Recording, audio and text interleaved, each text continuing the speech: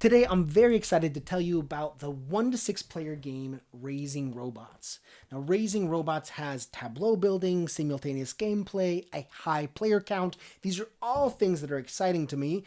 But before I talk about my thoughts on the game, I'll give you a brief overview of how the game is played. So let's get right into it.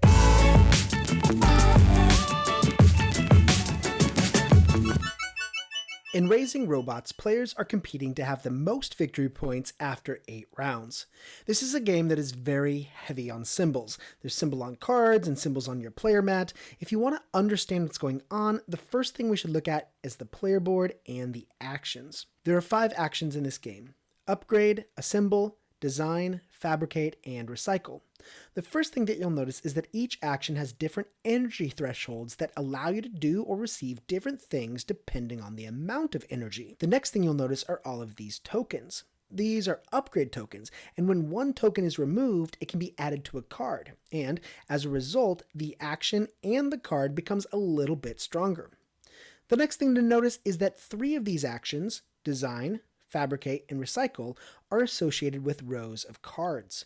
When these actions are performed, the associated row of cards gets triggered along with it. If you're thinking, that seems a little bit like Lorenzo El Magnifico or Wingspan, then you're thinking correctly. It's exactly like those games in this regard.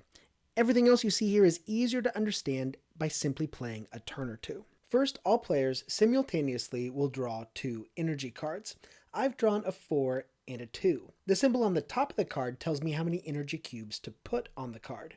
This symbol has a different meaning, but in any case, the cubes and the symbol will make sense later when we calculate how much energy we have for our actions. So we'll come back to this in a little bit. Now in my hand, I have a card for each of the 5 action phases. I have to choose 2 to assign to my energy cards. To make this choice, let's look again at my player board. At this point in the game, I've enrolled in one class, or in other words, I have only one objective card. My objective is to build robots. To get an A in the class, I need to build 12. So far, I only have 4, so I have some work to do. But this objective definitely means that the assemble action is a high priority for me. Unfortunately, at this point, I have very few resources. To build my robot, I'm going to have to use duct tape, which serves as a wild. To replenish my resources, I might try to trigger the recycle action. I have 2 robots in this row, so the payoff for this action is higher than the other rows. So I'm going to play the assemble and recycle actions. Now at this point, I'm going to wait for every other player to decide how they're going to assign their action phase cards. So when everyone is ready, then and only then, we all flip over our action phase cards. When I do this, I'm going to take the energy cubes on my card and add them to the public supply. Everyone else is going to do this also. Now in this example, I'm playing a solo game, so other players are represented by this row of face down action cards. The cards that are flipped over are upgrade and design. So in addition to the cubes that I added, I'm going to put 1 cube on upgrade and 2 cubes on design. But in a normal game, these cubes will have been added by other players. The display now shows the amount of energy that is available for everyone to use. Now, simultaneously, everyone is going to work through all 5 phases, using the energy on their personal cards and the shared energy. The first phase is the upgrade phase. Here we witness an important mechanic in action. I myself did not select the upgrade action, but someone else did, and their energy spilled over to the public supply. I can now perform the action using their energy. That means that there are 2 and only 2 conditions when an action phase can be triggered. Either you yourself selected it, or energy spilled over from another player's action. An action phase cannot be triggered using batteries or effects from other cards. Next, just because an action is triggered, it does not mean I have to perform it. In this case, I have 1 energy I can spend toward upgrading, but I would still need way more resources. Since this is not the case, I'm going to skip the upgrade phase. The next phase is assemble. I have 4 energy from my own energy card, 1 energy from the public supply, and 2 more energy from a prior upgrade, making my total 7. If I consider the robot cards in my hand, this one produces programs. Since I have a card that requires programs, building these 2 cards in succession may be beneficial. With 7 energy, I can pay the lower cost.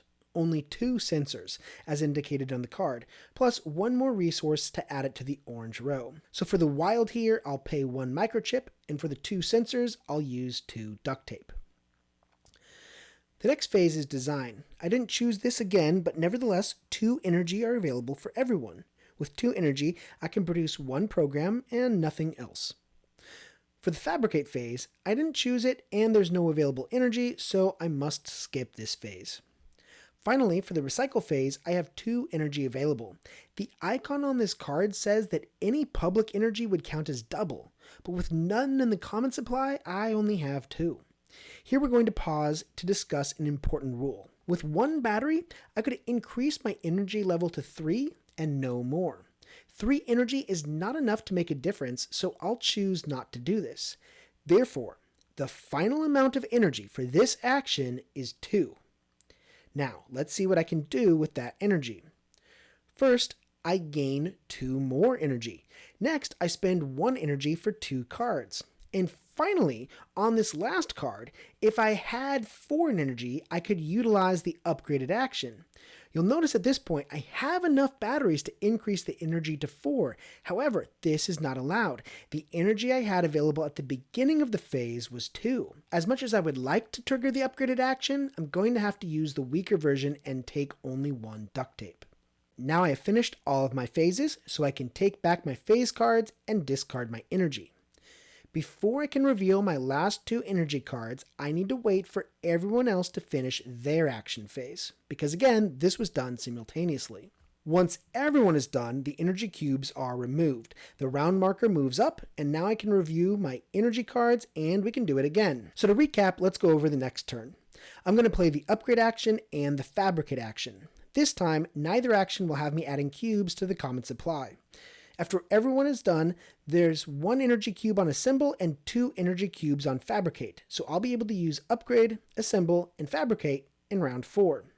For the upgrade action, I have 3 energy, so I'll spend a program and take 2 duct tape to upgrade Deke. For the assemble phase, I have way too few resources, so I will choose to skip assemble, but I have to skip design because I didn't pick it and there's no energy in the public supply. For fabricate, I assigned 2 energy and public energy counts double. So this time I have a total of 6.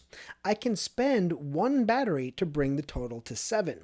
As a result, I can trigger all of the effects. 1 point, I'll take 2 microchips and 1 year. The first card hasn't been upgraded, so I'll take the weaker effect and get 1 card. And finally, Deke was just upgraded, so I get the 2 programs. Now that was a great fabricate phase. Lastly, the recycle phase is skipped once again for a lack of energy. Before I tell you my thoughts on the game, I want to tell you a little bit about how the game was designed, because when I first looked at it, I thought that this was a designer's attempt to improve upon Wingspan.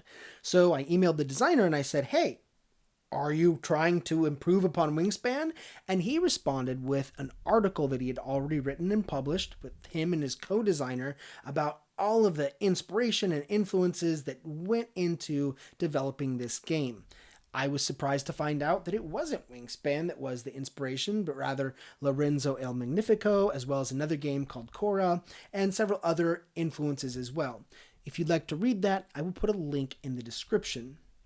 But that being said, I've already broken the game down into its 5 attributes, and after playing the game a few times, there were a few things that really surprised me. The first is the artistry of this game. The artwork on here is really, really good. All of the robots, I'll have to show you some of these up close. All of the robots have a lot of character and charm. They're inventive in how they were designed. And I just really think they spared no expense at making this game beautiful. But the second thing was even greater surprise, and that is the game is far more complex than Wingspan. In fact, initially, I got this game thinking that I could play this with my family. It plays up to 6 players, it plays simultaneous, but to my surprise, this game is really unwieldy for children, and I can tell you why. If you compare this to games, tableau building games like Earth, Wingspan, Gizmos, All of these games where you're picking an action and you're activating a row of cards, in each of those games, you're picking one action and one row of cards at a time, or one chain of events at a time. But in Raising Robots, you are picking two actions, and then your opponents are contributing the energy cubes to perhaps let you activate a third or fourth action, and all of these are performed in a sequence as you move through. So you may have priorities that you want to perform when you get to the recycle phase, but you've got 3 other phases you need to get through, and each of those is going to have different resources that you're going to spend or gain. So I find myself doing a lot of like arithmetic as I plan out, like, okay, well, I want to reduce the cost of my upgrade, so I'm going to spend a battery. Maybe I won't need that battery for this resource. But I'm going to get more resources. And then how am I going to have enough to do what I need to do at the end? Just a lot of thinking. And everyone is doing this simultaneously, so you really go into your own head in this game. Now, related to that, the other thing that really surprised me is the lack of interaction. Because in the rules, I read that you're going to be putting these energy cubes into the center and everybody's going to be able to use them for their actions. So it sounds like there's some interaction there.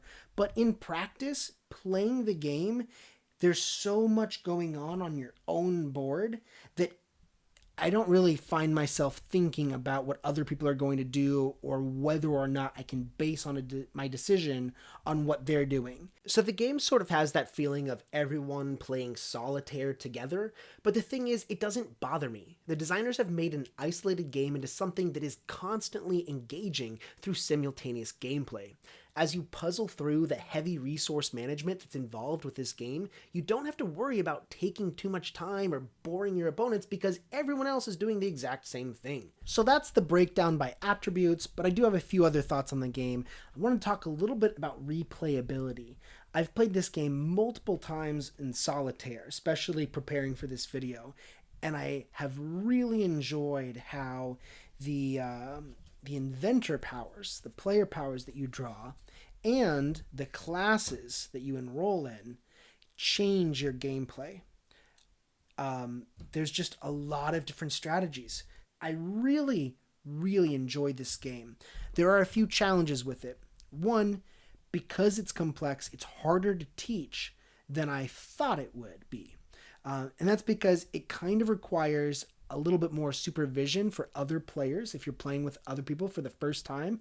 Keeping track of what they're doing, people get confused initially. It's kind of like Earth in that regard. I wanted it to be an easier game to teach. It's a harder game to teach than I expected, yet that doesn't hurt my opinion of it. I still really enjoy it. I thought the game would be more interactive. It's not as interactive as I thought it would be, yet I still really enjoy it. I do want to point out that the game requires a lot of table space. This is a game that depends heavily on having lots of tokens lying on a flat surface. God forbid that the table gets bumped. If there's ever a deluxe version, maybe they'll have dual layered boards with notches to hold the tokens in place. So that's Raising Robots. Thank you for watching this video, and a special thank you for my patrons. If you're interested in becoming a patron, there we talk about the games that I'm playing, the games that we're all playing, and for that matter, the games that I'll be reviewing next, the games that I don't like as well.